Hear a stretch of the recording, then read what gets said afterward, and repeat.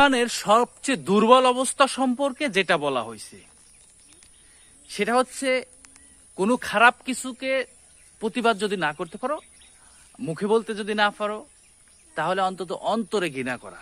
এটা হচ্ছে ইমানের সর্বোচ্চ দুর্বল অবস্থা।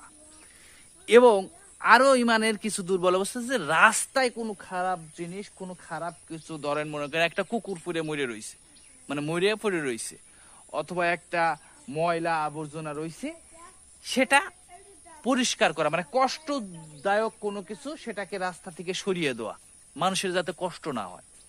এটা হচ্ছে ইমানের একটা দুর্বল অবস্থাকে বলা হয়, ইমানের অংশ বলা হয়।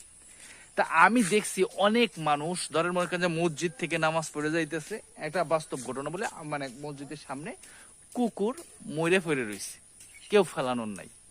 আজ কেউ হাঁটতে যায়, দেখে যে এক জায়গায় একটা বড় একটা মুরগি মরে পড়ে রয়েছে, কেউ ফেলাচ্ছে না।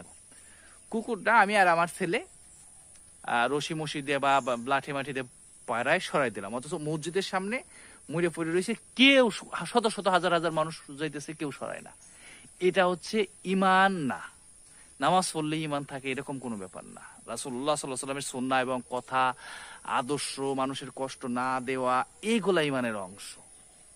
বুঝতে পারতেছেন? আপনি কষ্টদায়ক জিনিস পড়ে রয়েছে, আপনি নামাজ পড়ে মসজিদ থেকে চলে যাইতেছেন, কিন্তু সেটা আপনার কাছে, আপনার অন্তরের ভিতরে গাইতেছে না যে আসলে এই যে খারাপ জিনিসটা পড়ে রয়েছে এটা আমার রাস্তা থেকে সরাই দেওয়া উচিত, সেটা করতেছেন না। তাহলে আপনার নামাজ পড়ে লাভ কি? আপনাকে ওই কাজটাও তো করতে হবে।